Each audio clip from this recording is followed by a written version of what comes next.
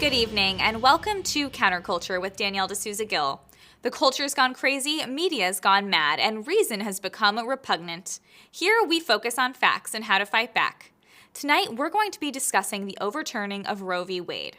On Friday, June 24th, the Supreme Court issued its earth-shattering decision to do away with Roe v. Wade, thereby relegating the contentious issue of the legality of abortion to the states.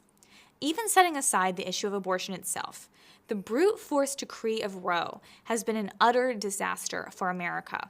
After nearly 50 years of this unconstitutional practice, a mistake made by the Supreme Court in 1973, it is hard to understand how Roe damaged us as a nation, a culture, and a civilization.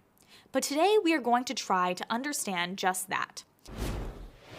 I am delighted to welcome our guests today, Ryan T. Anderson and Alexandra DeSanctis. Dr. Ryan Anderson is the president of the Ethics and Public Policy Center in Washington, D.C., is the author of When Harry Became Sally, Responding to the Transgender Moment, and Truth Overruled, The Future of Marriage and Religious Freedom.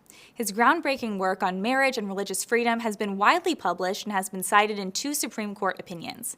A graduate of Princeton and Notre Dame, he is the St. John Paul II Teaching Fellow and Social Thought at the University of Dallas. Alexandra DeSanctis is a visiting fellow at the Ethics and Public Policy Center, is a staff writer at National Review, and a widely published journalist covering politics, abortion, and the pro-life movement. She is also a graduate of Notre Dame and a former William F. Buckley Jr. Fellow in Political Journalism at the National Review Institute. Thank you both for joining me today. Thanks for having us. Yeah, thanks for having us. Brian, let's start with you. The title of both of your new book is Tearing Us Apart, How Abortion Harms Everything and Solves Nothing. What inspired you to write this book, and explain to us how you chose that specific title for the book? Sure. So, last fall when Mississippi was bringing the Dobbs case to the Supreme Court, Alexandra and I, we could count to 5. We said, finally, after 49 years, there's 5 votes to overturn Roe v. Wade and Planned Parenthood v. Casey. And that means there's going to be a new moment for pro-lifers in America, the new moment where we can persuade our neighbors and then craft public policies, enact laws protecting unborn babies and serving their mothers. So we wrote the book really to be a roadmap, really to be a source book for pro-lifers who now want to do the important work of protecting babies, serving mothers. And then the title, where it comes from, tearing us apart, in 2 senses. Abortion literally tears apart the body of the unborn child. It also has torn apart the body politic of the American people over the past 50 years. The subtitle, how it harms everything, solves nothing. We go through chapter by chapter by chapter. Everything that abortion has touched, it has touched for the worse. It has harmed everything it's touched. It's made nothing better. And we have 250 pages to document that.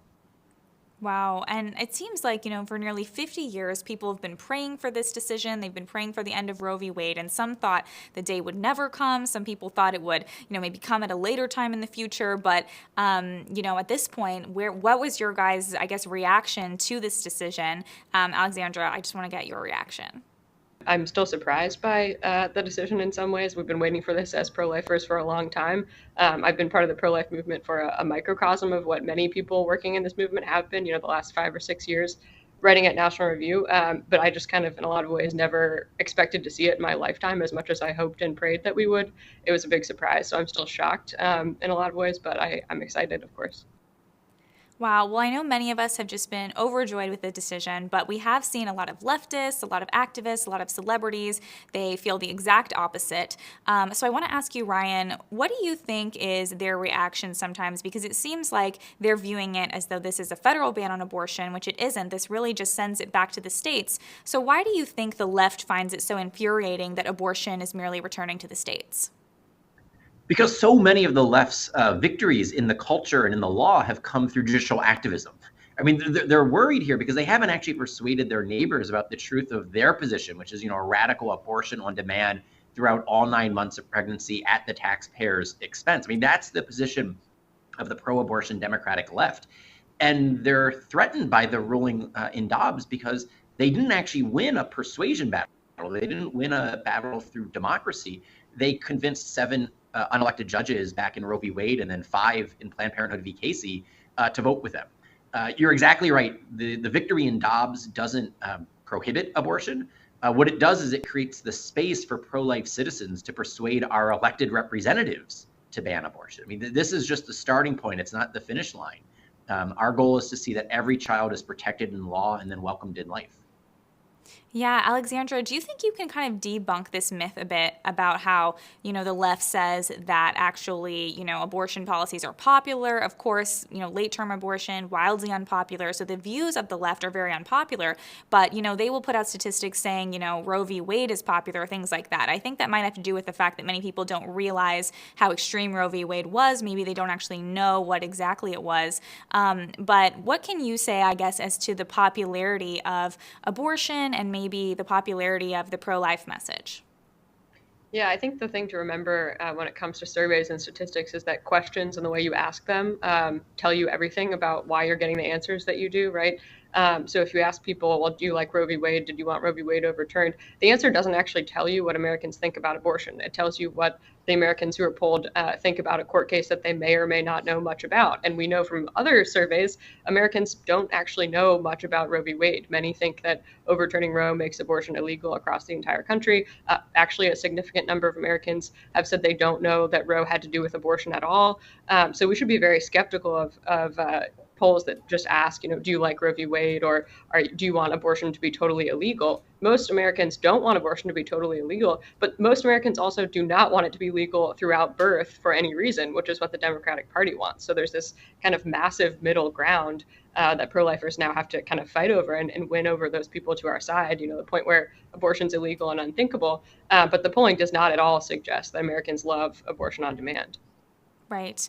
And Brian, I want to get your thoughts on this. I know there's been a little bit of a debate now amongst the right about how much, we should provide maybe in terms of more social services. What have you kind of, I don't know if you guys argue anything with this in the book, but I know some people say maybe more paid leave, things like that, which actually was a Trump policy. But, so there's some debate going on with this. And of course, our side has always believed in supporting, families, supporting mothers. But at what point do you feel like that's the government? Should we be, kind of pushing maybe organizations that aren't Planned Parenthood, but that are actually for parenthood? And is that kind of something outside of the government that we want to be pushing more? Or what is your argument there?